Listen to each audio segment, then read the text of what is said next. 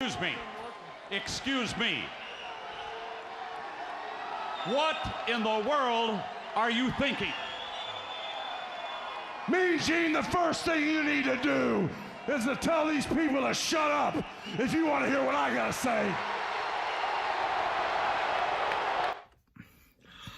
What up, y'all? KMB The Sexy Ninja here for the New World Podcast. Too sweet me, too sweet me. So last night was WWE's WrestleMania Backlash. Still not a fan of that title, but whatever. WrestleMania Backlash. Okay, so I highly enjoyed this pay-per-view. I really did enjoy every match. I was surprised. There wasn't really anything I was kind of like, a few things here and there I was kind of like, is that the way the finish should have gone? But that's besides the point. Let's just jump right into it. For the kickoff show, we had Sheamus come out with his, United States Championship Open Challenge, and he comes out and he's doing his thing. And then here comes Ricochet. Not dressed in his normal attire, but I was like, okay, did they just tell him go out there, or are they starting something? I feel like they're starting, up to Hell in a Cell. We could get Ricochet versus Sheamus Hell in a Cell for the United States Championship. And hopefully Ricochet could win because Ricochet has been underutilized. It makes me sad. Like, I was watching a match with Ricochet versus Will Ospreay, and I was just like, he's just such a huge talent, and he's just being wasted. But Sheamus won. It was a good match, too. Like, Sheamus did get a run for his money because Ricochet gave it all he got. But then at the end was the best because Sheamus gets to win. He's like, yeah. Then all of a sudden, here goes Ricochet, hits him, takes his coat, takes his hat, does this crazy little dance, and then runs off. And Ricochet is like, it ain't over. Don't count me out. It ain't over. So I predict Hell in a Cell, Sheamus versus Ricochet. We start off the night with Rhea Ripley versus Asuka versus Charlotte Flair. Raw Women's Championship match. I loved this match. I wasn't too happy that Rhea Ripley won, but hey, it's just because I'm a huge Charlotte Flair fan, and I love Asuka too. I don't know, Rhea Ripley for me, I remember when she was like on that fire scale, and then she lost to Charlotte, and then it just kind of just went away, and then now she's champion, beating Asuka this past year's WrestleMania. And I don't know, she's just someone I just don't, I don't connect with as much as I do Charlotte. When Charlotte's in the match, you're paying attention to her. Like, she is so damn good. And Asuka as well. But this match was great. Like, it was definitely like back and forth. Like, man, everyone gave their all. Outcome, Rhea Ripley won, but I did like when they got the camera up on Charlotte, and she's just like, and I like the taunting of Rhea Ripley, like, I won, and poor Asuka in the middle of the ring. But hopefully we get something, maybe a Hell in a Cell Rhea Ripley, Hell in a Cell match, And I thought it was great. Then we jumped into Robert Roode and Dolph Ziggler versus Rey Mysterio and Dominic Mysterio. So beforehand in this match, the story is Dominic's coming out. Well, Dominic's in the back, and then the Dirty Dogs. I don't know why they don't call them the Dirty Dogs. They just say Robert Roode and Dolph Ziggler. But their tag team name is the Dirty Dogs. Why don't you just call them the Dirty Dogs? We already know their names. Call them the Dirty Dogs. They got it on their gear. I love the tag team name, the Dirty Dogs. But before this match happened, they attacked Dominic. I think they threw a couch on top of him. It looked like a couch. But the best part about it was everyone coming in and trying to, it's so heavy. And I'm like, I think it's a couch, a very, really light couch. But hey, Dominic sold it. Bam. Back room. And Rey Mysterio is not wearing that gear to the ring in the backstage segment with Dominic, which I found kind of silly, and because he came out dressed more like Batman. But he goes, oh, no, son, I'll do it myself. I'll do it for you. You stay back here. This match was okay. I'm glad of the outcome because I'm glad that Rey and Dominic had their moment, won the tag team championship, but Rey did most of the work. That was the thing. Is like, then Dominic came in, got his ass whooped, got put back out. Rey did more work and this and that, unless Dominic was actually hurt.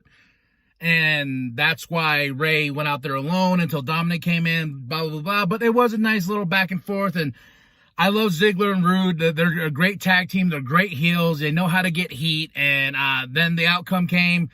Ziggler's face, though, just like, not again.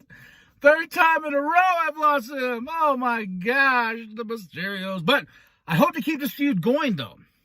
You know, because Dominic needs to shine up a little bit more. But, you know, he'll get there. He'll get there. But it was just cool at the end of the moment seeing Ray and Dominic, father and son, holding the tag team titles together. It was a special moment. And someone put a picture up on Facebook that I really liked when it showed Dominic at a very, very young age with Ray, and then to this, holding the championship. So I was just like, okay, overall the match was okay, but that moment was golden. Forever lives on in WWE history.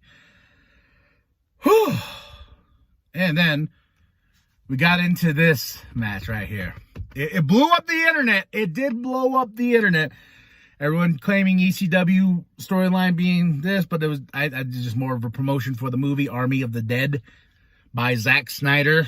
I'm talking about Damian Priest versus The Miz with John Morrison in his corner in the infamous lumberjack match. But the lumberjacks were zombies.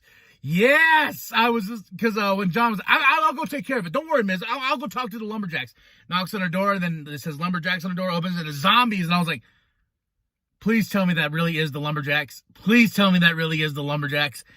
And it was. Like, Miz came out, Damian Priest came out, and the way they played it off in the smoke, and the announcers had to run and go to a safe, disclosed location to call the match still.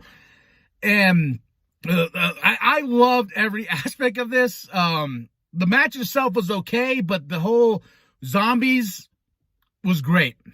Especially when Damian and Miz were on the outside, and they're like, we got to fight these zombies. Fight the zombies. So they fought the zombies together. They come back in the ring, and Miz was like, yeah, we beat the zombies. And Damian's like, no. Bam. And Morrison coming out, because he ran away in the starting, and then he came back out. He tried to fight the zombies, but the zombies got him. The zombies pulled him down, and they ate John Morrison. And then after Damian Priest beat The Miz, the zombies consumed The Miz, and I was waiting. This is what I wanted. I was talking to the homie Penta, and because we were texting during this match, and I was like, dude, please, after this, give me at some point Miz and Morrison in the back, like a segment where they're like, dude, and they're painted up, and they look like zombies, but they're talking normal. I'm like, you look terrible. You look terrible too. I thought that would have made the pop of that match even better, because they became zombies. That was just like, give me that backstage segment, but that didn't happen. But it was awesome. Everyone was talking about it. Next match, SmackDown's Women's Championship, Bianca Belair versus Bayley. This was awesome. Two great competitors for the championship. Great story. I feel like we're going to get another match between these two, because Bayley is not done, and I like the, just the automatic, like, cringy, like, I'm going to laugh for the sake of laughing. Two superstars, and Bianca Belair, I'm glad they didn't change the title. Not many titles changed tonight. It's been only the SmackDown tag team titles. No Raw tag team title match, but hey, what can you do? Huh? Hey. This match was great, though, but Bianca Belair won, and it was a solid win. I got to say, because I love Bianca Belair. She's just fantastic. Now, the main event. No, wait, not the main event. Sorry. Semi-main event. The WWE Championship match. Bobby Lashley versus Drew McIntyre versus Braun Strowman. I won't lie. I was like, oh, man, this is going to be boring. There's like three giant dudes in here, and I wasn't too keen or sold on this match.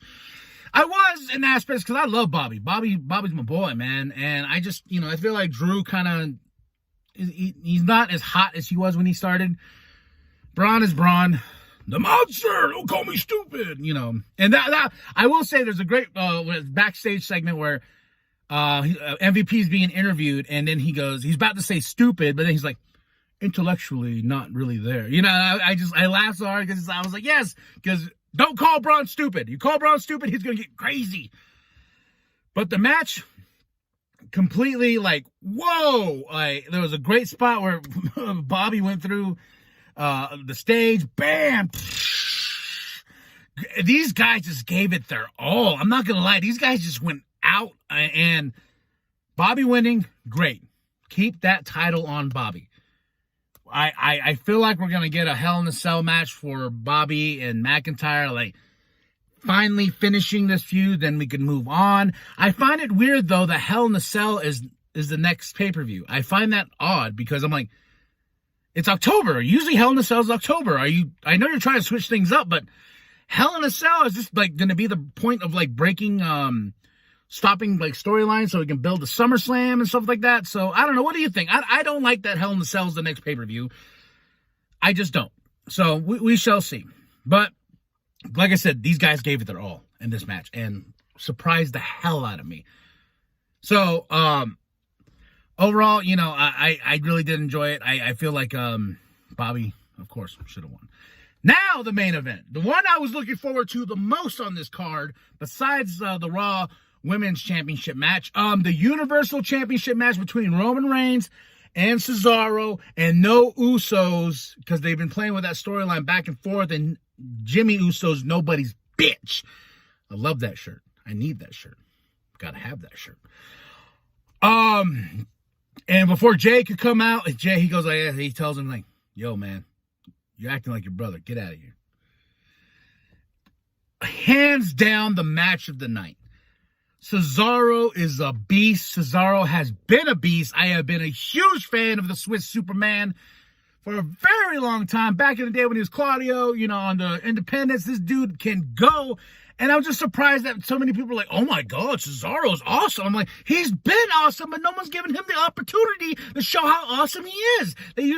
You know, and I was going through all these reminiscences. I was like, I love the bar. I love this. And the great matches he had with Sami Zayn and NXT going toe to toe. And it was just great. And Cesaro has always been that caliber of championship material, but they've never used him.